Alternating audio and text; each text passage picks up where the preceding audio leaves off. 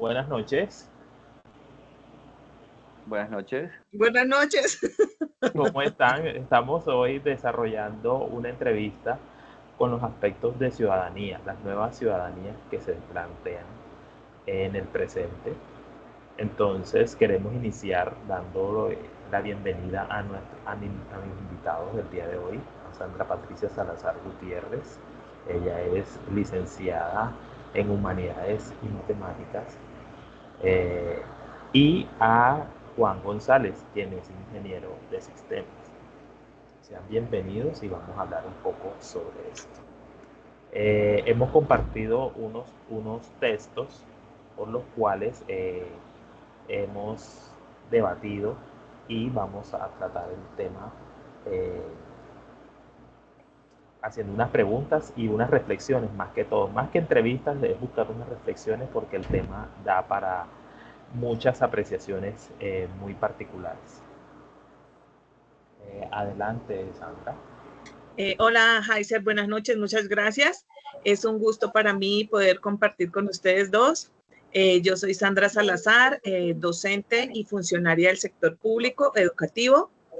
Tengo vasta experiencia en formación integral sobre la escuela y su impacto en la convivencia. Excelente. Juan. Hola, buenas noches, ¿cómo están? Gracias, Aiser, Sandra, por esta invitación. Encantado de compartir este espacio con ustedes. Como dijo Heiser, mi nombre es Juan González, soy ingeniero de sistemas con especializaciones en temas de gerencia. Actualmente me desempeño como funcionario público del Servicio Nacional de Aprendizaje en la ciudad de Bogotá. Bueno, entremos en materia, pues. Para comenzar, pues hablemos de las nuevas ciudadanías. Las nuevas ciudadanías ha evolucionado ese término, ya no lo podemos entender como ir a votar un día de elecciones. Las nuevas ciudadanías ya van mucho más allá en el aspecto social, civil, económico, político, social, cultural. Todos los aspectos que nos involucran en la ciudadanía. Por consiguiente, ¿qué entiende Sandra por las nuevas ciudadanías? Bueno, Heiser, la perspectiva de la actualidad es muy plural, de acuerdo a que el ser humano no es una persona que se desempeñe en un solo rol, ¿no? Entonces es necesario pues que se vea su ciudadanía desde las perspectivas de género, etnia, territorios, clase social o edad. No es necesario tener esas mismas perspectivas como para segregar o dividir a las personas, ¿sí? De cualquier manera, todos somos sujetos políticos de manera permanente. Entonces, todos tenemos que estar en esas construcciones constantes de lo que es la comunidad y la ciudadanía como tal. Correcto.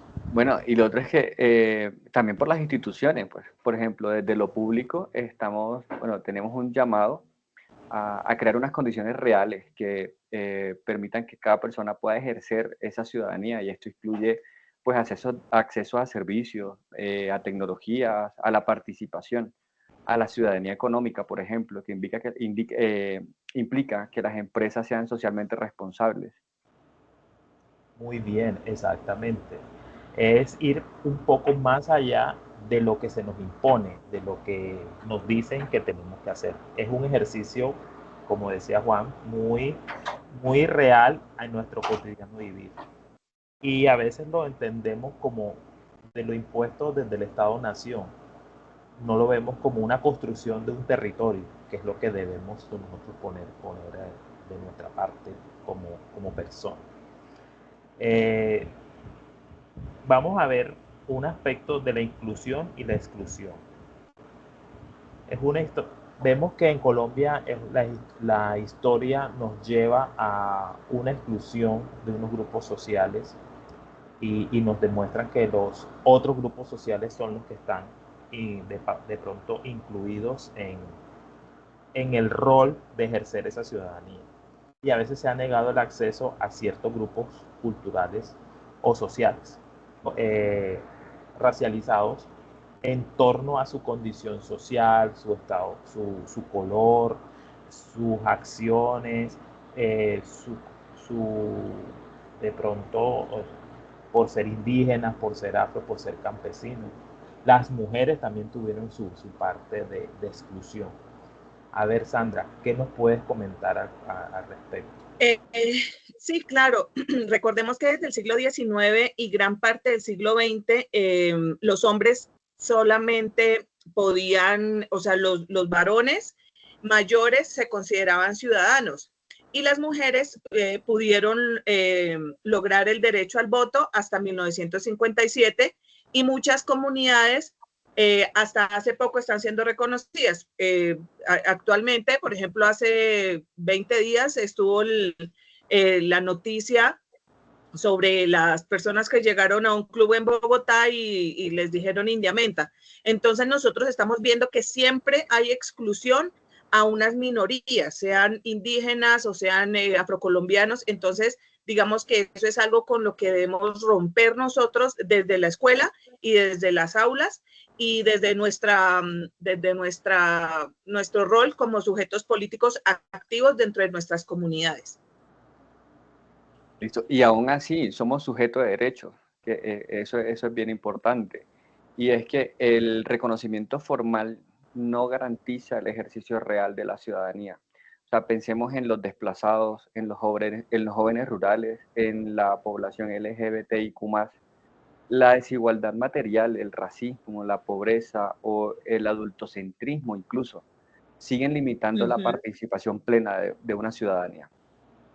Sí, María Teresa Uribe hablaba de ciudadanías mestizas y órdenes complejas para explicar cómo las reglas de juego en Colombia siempre han sido híbridas, a veces contradictorias. Esa mirada ayuda a entender por qué la ciudadanía ha sido tan fragmentada, negociada y luchada. O sea, no ha sido una situación fácil, ha sido una situación de luchas, de muchos casos de violencia. Sí, precisamente es importante, digamos, reconocer las luchas sociales que han venido sucediéndose a través de la historia en el país, porque son formas de aprendizaje ciudadano, ¿sí? Como dice un artículo, la ciudadanía, uno de los artículos que nos compartiste, la ciudadanía no se otorga, sino que se adquiere en la práctica y en la acción colectiva, en la experiencia. Es decir, que yo tengo que ejercer mis derechos y pues digamos que tomarlos en cierta medida, ¿no? Sí, Defenderlos también. ese aspecto es importante, Sandra, pero vemos que hoy en la escuela es un aspecto importante. Tú desde el área de la educación, eh, ¿cuál es el papel que está jugando la escuela en estos procesos de articulación? La educación Bueno, es una central construcción de nueva ciudadanía, lo está haciendo, no lo está haciendo. No hablamos de enseñar normas, sino de promover el pensamiento crítico, el diálogo, la empatía, la diversidad sí, pues nosotros, ese entendimiento, perdóname que te interrumpa, y es todo ese entendimiento que conlleva eso, porque no es solamente letra muerta, sino que viene ahí. sí, es que desafortunadamente nosotros en los colegios y en las instituciones educativas estamos viendo las mismas situaciones que se presentan a nivel nacional. Entonces, por ejemplo, las elecciones de personero se han vuelto un ejercicio supuestamente que debería llevar a la práctica del ejercicio democrático y pues realmente eso no es lo que se ve en las instituciones educativas, ¿no? Entonces, Oh, sí es necesario que se aprenda en el colegio, en las instituciones educativas, desde muy pequeños los niños y los jóvenes tienen que aprender sobre los valores, a resolver conflictos y a reconocer que el otro también tiene la razón, ¿sí? Y cómo podemos nosotros llegar a consensos y podemos aportarnos el uno al otro. También se debe mirar el tema de la injusticia, ¿sí? Para que nosotros podamos visibilizar las desigualdades y no solamente visibilizarlas, sino transformarlas y ser nosotros agentes de cambio. exactamente. Listo. Y aún más, por ejemplo, ya que ahondamos más en la parte educativa, desde la misionalidad del SENA, que es la institución donde me desempeño actualmente, incluso en la formación técnica y en la formación profesional integral, que son los ejes que maneja actualmente el SENA, se les inculca y se les enseña y sobre todo trata de hacer que los aprendices sean competentes en derechos fundamentales y no se circunscriben únicamente a el derecho a la elección, a elegir y ser elegido, sino a hacer uso de los derechos. Recordemos que los derechos se pierden por desuso y por abuso. Entonces hay que inculcar en la ciudadanía, en los jóvenes, en los niños, que desde los primeros pasos en, en la educación pueden ir desempeñando y ejerciendo cada uno de los derechos que tienen. Sí, la pedagogía ciudadana implica la integración de saberes, en lo académico, lo técnico y lo vivencial. A veces nos quedamos en lo académico y no técnico, pero no en la vivencial. Y que cada grupo de personas o cada población tiene unos vivenciales muy diferentes a otros. Por ejemplo, no es igual las personas que hoy están en Sogamoso, su cosmovisión de las cosas, los que están en Bogotá y los que estamos aquí en Barranquilla, son totalmente diferentes. Y eso también implica reconocer que la ciudadanía se aprende viviendo, sintiendo, equivocándose y volviéndose a intentar. Bueno, y lo otro, disculpa, te interrumpo, y es clave, o sea, que los docentes y las instituciones pues escuchen a los estudiantes, que se fomente esa participación real, que promuevan proyectos que involucren a estudiantes, aprendices en la solución de problemas locales, de lo que se vive cotidianamente. Y pues esa es Sí, una forma concreta de ciudadanía. ese es un cambio que se necesita hacer porque a veces dentro de las aulas los mejores estudiantes son los que se quedan callados. Y los propositivos los tratamos de cerrarle la boca porque no están acorde, nos ponen a veces en aprietos, pero de esas circunstancias y de esas vivencias donde todos aprendemos. Tal vez porque no estamos acostumbrados al pensamiento crítico y a la actitud crítica que debemos tener frente a lo que estamos viviendo día a día. Y además de escuchar las palabras de esa criticidad, es pensar solamente, a veces pensamos solamente en lo que está diciendo, pero no en lo que conlleva a ese pensamiento, a esa raíz que de pronto está teniendo esos estudiantes, en caso de las nuevas generaciones que se están formando. Bueno, para cerrar, les propongo una idea. Educar a las personas es formar ciudadanos, no cualquier ciudadano, sino uno que sepa convivir, cuestionar, crear y construir un colectivo. Sí, bueno, como también para hacer una síntesis, creo que la ciudadanía no es solo un derecho legal, ¿sí? Es una práctica ética y política que empieza en la escuela y se prolonga a través de la vida.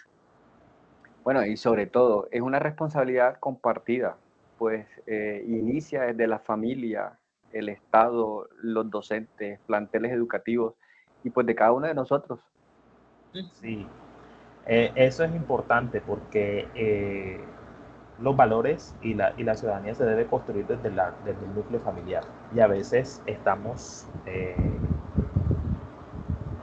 entregando eso a los docentes, al otro, a la televisión o a la internet, pero no somos conscientes de que nosotros, ya como adultos, tenemos que propiciar esos espacios para que se vaya la formación ciudadana a construir base a los errores, porque también es importante mencionar las equivocaciones, no todo es perfecto y los componentes sociales no son perfectos, no son objeto de una fórmula que nos va a dar un resultado exacto. Son ensayo, error y asumir ese error como acción de mejora. Uh -huh. Bueno, gracias por acompañarnos esta noche.